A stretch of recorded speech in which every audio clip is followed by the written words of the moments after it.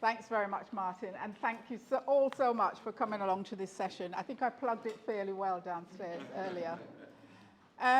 So I think Martin has said a lot about how we came about sort of commissioning the roadmap. I think it's worth saying a few words about why we thought it was important to actually develop a roadmap. Now, everybody in this room knows what social care is and what it's about. But there are millions of people out there that don't. And it's really important. And I'll just start with a few statistics to remind all of us. Social care creates over 1.5 million jobs, more than the NHS. 117,000 people manage their own care and support. And 4.7 million people provide unpaid support to their families and loved ones. It's a significant economic contributor. Skills for Care estimate that we contribute over 55 billion to the economy in England during 22-23.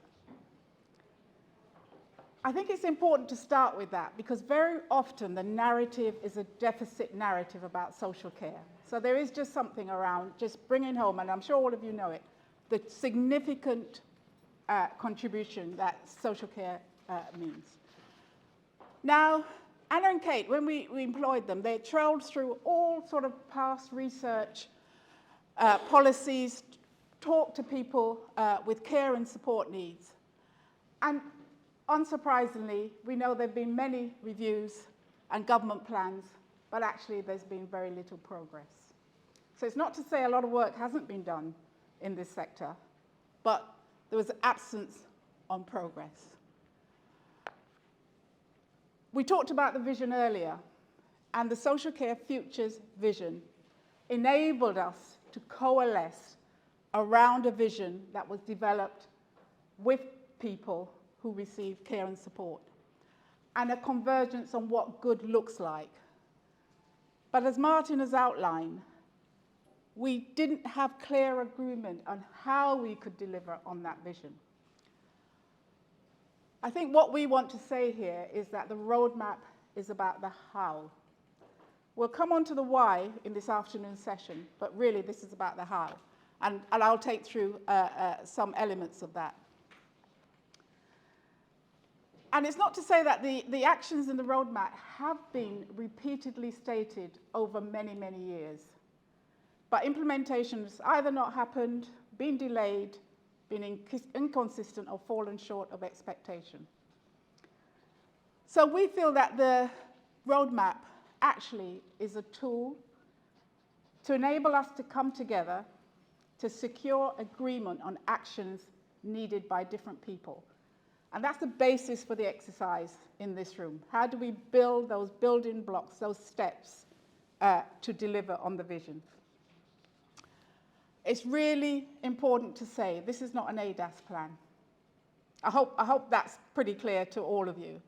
It's for everyone working in social care, and more importantly, everybody in receipt of care and support. So just to then go through, we start with the vision, of course. It's gained widespread support. Everywhere I go, everywhere I go, this vision has resonance. So I'm eternally thankful for this movement for actually developing the vision. It encapsulates succinctly a set of ideas and values that you've all developed with people who draw on care and support, and it also sums up the outcomes. One thing that we're very important to us in social care is focusing on outcomes for people, and that's what the roadmap does. So going forward, the roadmap concludes that there's agreement about what we want a transformed social care system to look like and to feel like. As you read through the roadmap, you'll see that there are about 8 features of a better care and support system that are outlined on this slide. And this is the destination of the roadmap. This is where we want to get to. The first three describes the care and support experienced by people who draw in it and their carers. The second two to the right describes features of how the care and support system is organized or should be organized. And the other three are wider and relate to how social care is experienced by all of us as citizens. So there are 10 actions that the roadmap actually sets out that we need to make progress towards. And we have to start by reimagining care and support with people who draw on it. Martin talked earlier around what the implications are for each of us in our roles. And there's just something around the ADASS's role, in our leadership role within our local authorities, how we can move to a way of working that puts people in the lead in terms of assessment and care planning, for example. That's not an easy thing to do. Historically, we've done things, we're the professionals in the room, this is what's available, you know, basically take it or leave it. There's a fundamental cultural shift, but I'm really pleased to say that as I talk to ADASS's nationally, increasingly, this agreed way of working is incrementally seeping its way into our culture and our ways of doing things. One of the third areas for action, and we say it all the time, adult social care very often intervenes at the critical crisis end. That doesn't support a sustainable adult social care going forward. It doesn't support sustainable futures for our people in our communities. We need to build the capacity for well-being and prevention. It's there in the Care Act. We don't need new legislation. We need the will to do it, and I'll come on to this later. We need the funding to be able to shift our activity and resources from that critical stage of crisis adult social care to well-being and prevention. And need I say, the clarion call, support more people to live at home or in a place they call home. And of course, that is so meaningful for every and single one of us. And the fifth area for action is something very close to my heart. It's a top priority for me as my presidency of ADASS. Give better support to informal carers. The significant contribution that carers make to the social care sector cannot be overestimated. But they are very often forgotten, not just by us in social care, I'm talking also about the wider system. I think ICSs give us an absolute opportunity to work more closely around what is needed. You have to say what an ICS is. Sorry, Martin. Integrated care system. Sorry, smack on the hand. It's an integrated care system where health and the local authorities come together in a political sub-region very often to try and work together. There's huge variation across the country. Try and work together to improve outcomes for their communities. And hopefully we'll have an opportunity when we talk on the tables about what that actually means in practice. Going on to the sixth area for joined up care and support. Joined up care and support describes what is needed for genuinely joining up health, social care and other public health services, so people who need to draw on care and support can access all the things they need.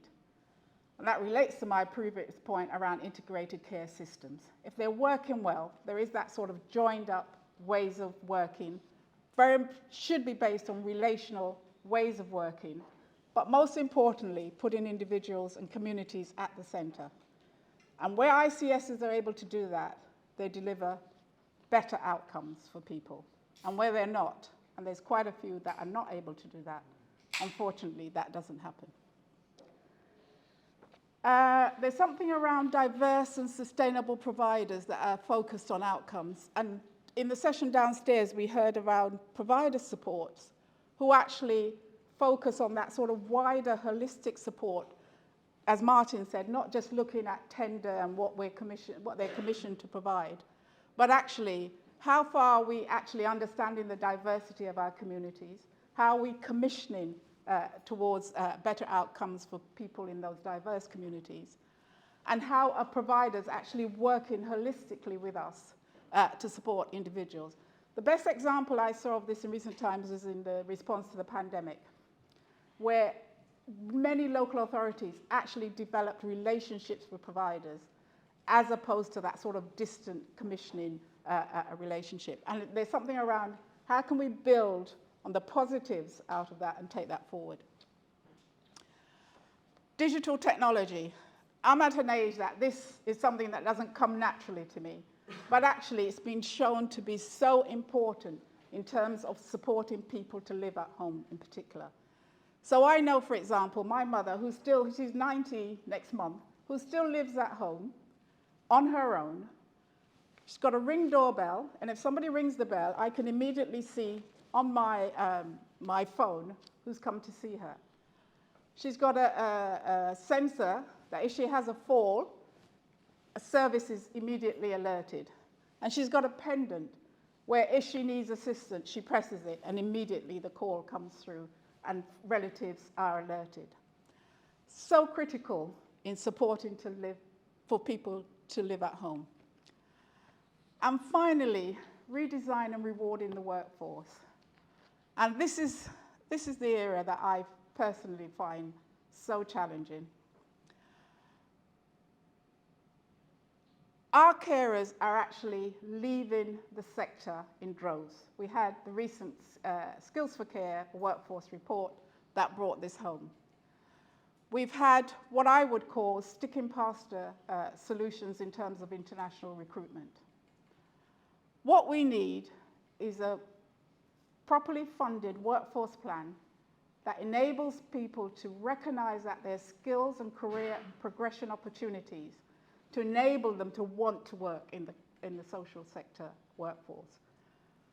What we need are ICS systems that understand the challenges of social care workers and actually come together with the health system to look to see how they can work together and develop innovative solutions to support working together and outcomes for people. And there are some examples of that. I would say this is the area that needs the most collective work, and I'm really keen to hear from you about what this means for you. So moving on, timeframes for action. So Martin said it earlier, what can we do this year? What can we do now? There's almost a 12-month opportunity where we know politically there isn't going to be anything significant happening. It's coming to the end of that sort of natural end of the political regime. We don't know what the next government will bring, but we know just from, and I think you have all heard, there's no political party that is actually going to say social care is a priority for us. We need to do something about it immediately. It's more of a longer term vision. But there's an opportunity. I'm the eternal optimist. How do we start thinking about how we can influence that long-term planning? And we'll come back to that, I think, in this afternoon's session. And then there's the medium term. Major reforms. One of the things we've been discussing at ADASS is that we tend, and I don't think I'm letting anything out of the bag, we tend to be quite reactive as an organisation to government policy. We need to get on the front foot. We need to devise collectively our own policy so that we've got something to hand to government rather than being on the reactive end of that. And I think government has, in recent times, made a shift in terms of calling the sector to the table, as it were. But usually it's on government's terms. What do you think about this? What do you think about that? We need to take more of a leadership role. We know the sector best. We need to come together with people with care and support needs and develop and devise our own policies that we can put on the table when we talk to government. And I've talked about that sort of longer term horizon. And we know that if we're talking about influencing and changing, it's really a long-term plan, but we have to start now. And this afternoon, I think the panel session will focus on how we in our local areas can actually influence, how ADASS as an organisation can support that going forward.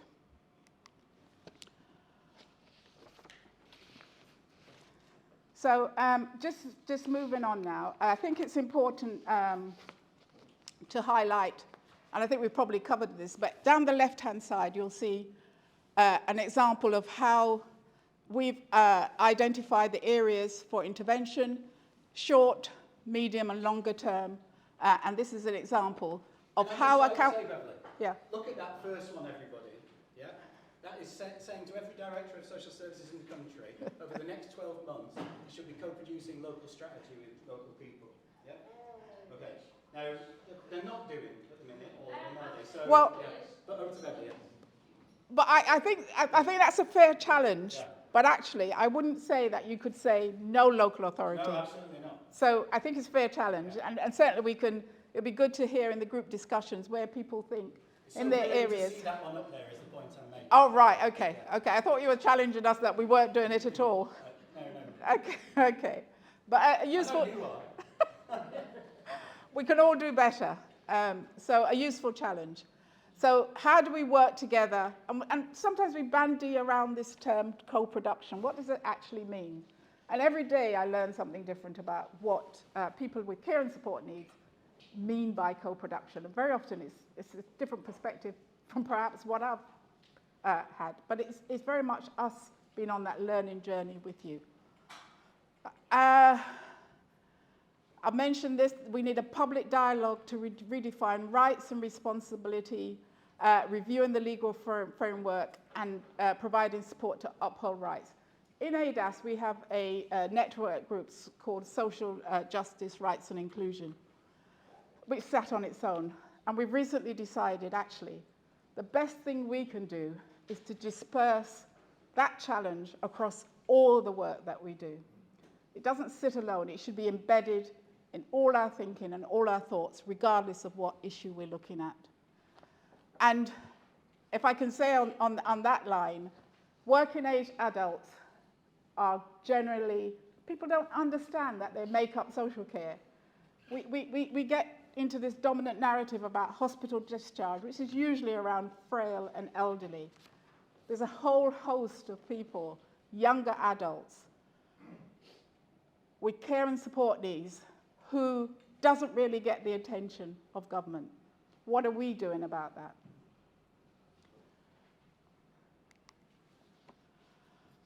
This again speaks for itself. From professionally led, self-directed, from bureaucratic to clear and simple systems. And I know Martin is leading the charge, something he calls the plumbing and wiring of direct payments. We've got a session tomorrow, plumbing and wiring in social care. How do we get rid of all the sort of bureaucracy around direct payments? I know back in Haringey, this is an area we're particularly trying to focus on, because people are telling us, actually, this is what we want. Where we fall short is the kind of support systems, the personal assistance in the market that can be supported to actually meet that need. But we're working on it. So really pleased to hear from all of you where you've had better success in that area, what really works. Increase access to individual service funds, advocacy, and give self-funders access to care planning tools. Rights to advocacy in a simplified system of entitlements is an absolute right for every individual with care and support needs. So, I'm coming to the end now. I know I've been talking for quite a while. Where we are now is there's another sort of whole part of the roadmap that describes how we'll make all this happen. So there's a lot going on in this diagram, but it really sums the section up well. It talks about the enablers we need to put in place to achieve the investment the roadmap has outlined. But one critical enabler is worth just highlighting is that call for long-term sustainable funding for adult social care. And as you realize in the diagram, political reality actually starts with small investments, small-scale investments. But they're just sort of plugging gaps in the system. And to really, truly transform and build community capacity, we need that commitment for long-term sustainable funding. But what the roadmap actually affords is highlighting examples of good practice where areas with the short-term funding, for example, have been able to focus on preventative activities, on the more holistic well-being outcomes for individuals. So the question then is, how do we build on those innovators and go forward? So the message of the report is really that despite the challenging context, there is a route through the change we want to see. We have a shared vision. Social Care Futures is shared by everyone. There's a big role for directors of adult social care, as Martin keeps reminding us. Everyone has a part to play, and now we need action and implementation. And we know that, as I keep repeatedly saying, but you have to, delivering the vision is in full will require fundamental changes and significant investment. And by significant investment, I'm not just talking about funding. I think we collectively, ADASS as an organization, local councils, have to invest in changing the public or developing the public perception of what adult social care is. Politicians listen to their residents.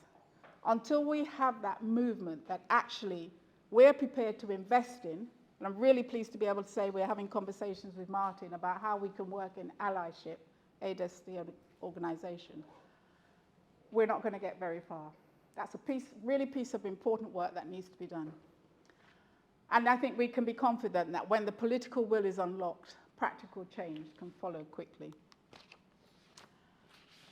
Two things inspire politicians to act, maybe more than two, but this is what we've highlighted. The policy matters to voters. Not acting on it will lose votes. They have to be confident that investment and action will be successful. We need to demonstrate that. And we know that right now, as I've said earlier, social care is not the top priority for voters. Politicians aren't confident that investment will solve problems. And with public finance squeeze, they haven't got the scope to try, or so they tell us. We need to change what people think about social care. So again, I'm hoping that will be developed in the conversations on the table. A movement for social care. So this is a call out. We want to work with you to change the public mindset. Councils, local leaders, ADASS, we can use our networks and invest in telling the story of social care. That's a commitment we've actually made this year. And the roadmap and a growing movement for change should all give us optimism and hope. Thank you very much. I think I'll stop there.